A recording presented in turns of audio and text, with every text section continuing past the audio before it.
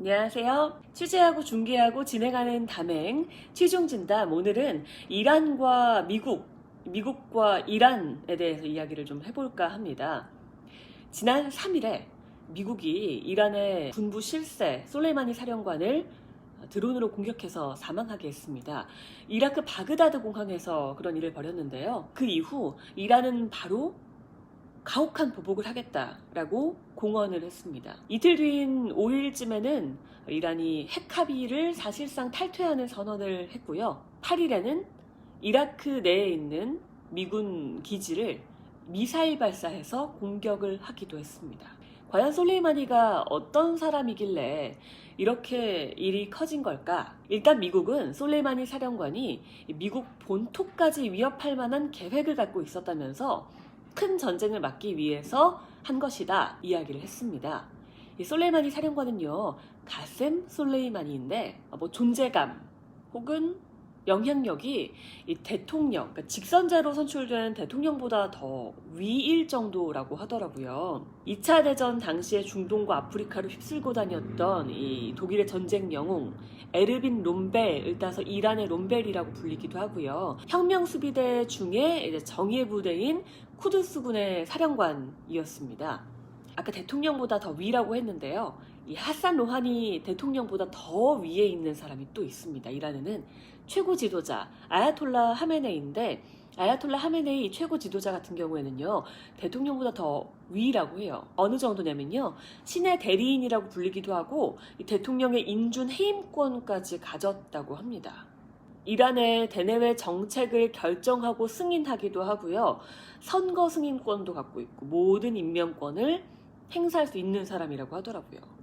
이렇게 이란에는 최고 지도자와 대통령이 이렇게 있는데, 최고 지도자와 대통령 두 사람 모두 솔레이마니 사령관의 장례식에서 눈물을 흘린 바 있습니다. 우리나라 신문 일면에도 그 사진이 등장하기도 했습니다. 트럼프의 지시로 이번에 솔레이마니 사령관이 사망을 하게 된 건데, 트럼프 대통령은요, 그동안 이런 군사적 근육을 과시하는 일들을 좀 벌여왔습니다.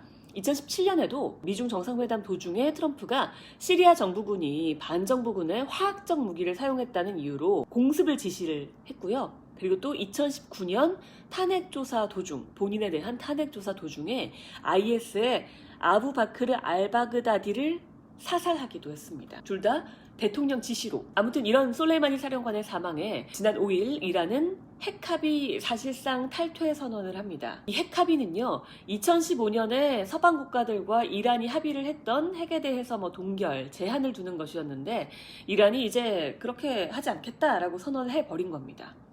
그 이후에 미국이 핵을 절대 사용해서는 안 된다, 또 핵을 절대 가져서는 안 된다라고 하면서 트럼프 대통령이 이 얘기를 했습니다.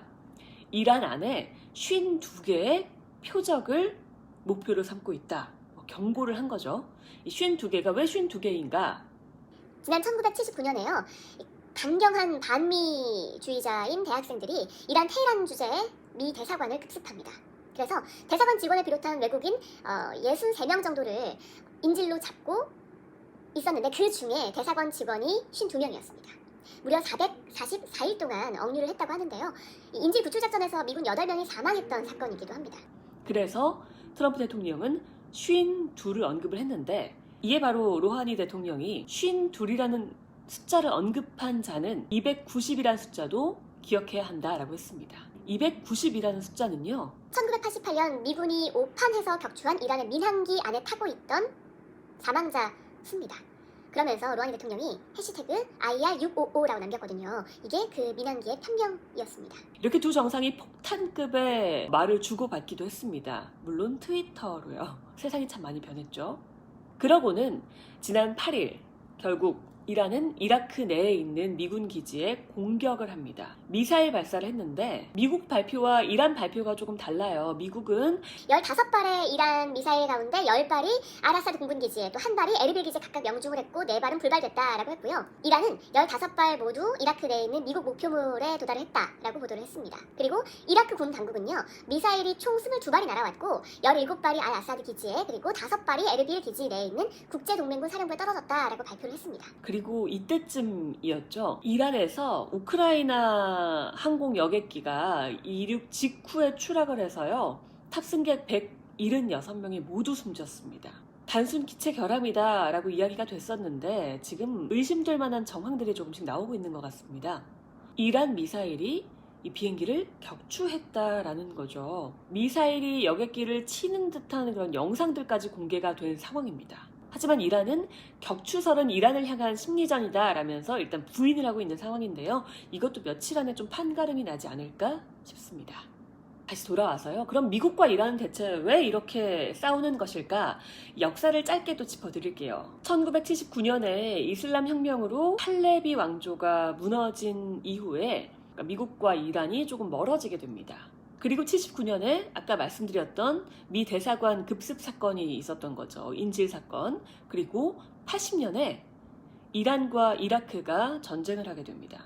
이때 사담 후세인의 이라크 편에 미국이 서게 됩니다. 그리고 1983년도에요. 레바논의 시아파 무장단체 헤즈볼라가 베이루트의 미 해병대 사령부 건물을 테러 공격을 해서 미군이 무려 241명이 사망을 하는 사건도 있었습니다.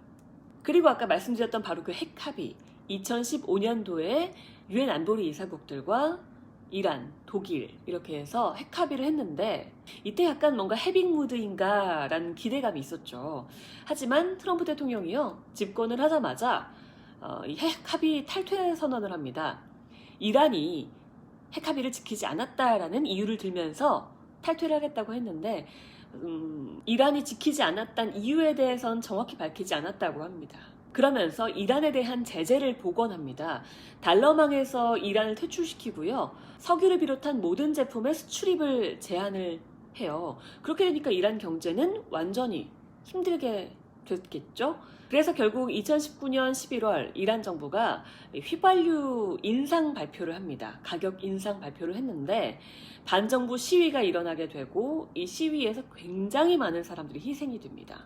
무려 1,500여 명이었다고 해요. 이런 이란에 대한 제재가 있었을 당시에 이란이 호르무즈 해협을 봉쇄하겠다고 경고를 합니다. 호르무즈 해협 많이 들어보셨죠? 이 호르무즈 해협은요, 이란과 아라비아 반도 사이에 있는 곳인데 너비가 한 50km 정도 되는 이 좁은 해협입니다. 페르시아만과 오만만을 잇는 곳인데 사우디, 이란, 쿠웨이트예요. 아주 중요한 석유 운송로입니다. 이게 막혀버리면 기름이 막혀버리는 거잖아요. 우리나라의 호르무즈 해협에 파병을 요구를 하고 있죠. 약간의 압박과 함께 하고 있는데 이런 부분도 바로 이것과 맞닿아 있는 내용입니다. 아무튼 그래서요. 그 당시에 그에 이어서 2019년 6월에 이란에 아까 얘기했던 그 아야톨라 하메네이 최고 지도자에 대한 제재도 미국이 하게 됩니다. 이제 이란이 폭발을 하는 거죠. 2019년 12월 27일 이라크 내 미군 기지에 이제 이란이 로켓포 공격을 했습니다. 미국인 1명이 사망을 했고요. 미국은 시아파 민병대 소행으로 단정을 짓고 전투기 폭격을 하고 시아파는 미 대사관을 급습하고 이런 자잘한 일들이 좀 벌어지게 됐어요. 그게 지금 여기까지 오게 된 거죠. 그리고 결국 미국은 솔레이마니 사령관을 공습했고 또 이란은 이라크 내에 있는 미군 기지에 미사일 발사를 했고 이런 이란의 미군 기지에 대한 미사일 공격에 대해서 트럼프 대통령은 트위터에 괜찮다라고 올렸다고 해요. 미국인 사상자가 없었다라는 게 바로 그 이유일 것 같은데요. 하메네이 이란 최고 지도자가 미국의 직접적인 보복 공격을 지시한 상황이고 트럼프 대통령은 핵폭격기를 인도양에 6대나 급파를 한 상황입니다. 과연 앞으로 이 상황들은 어떻게 될지 뭔가 확전은 자제하는 듯한 느낌은 있는데요. 어떻게 될지는 앞으로 지켜봐야 될 것 같습니다. 또 새로운 상황이 생기면 취중 진담으로 돌아올게요. 안녕히 계세요.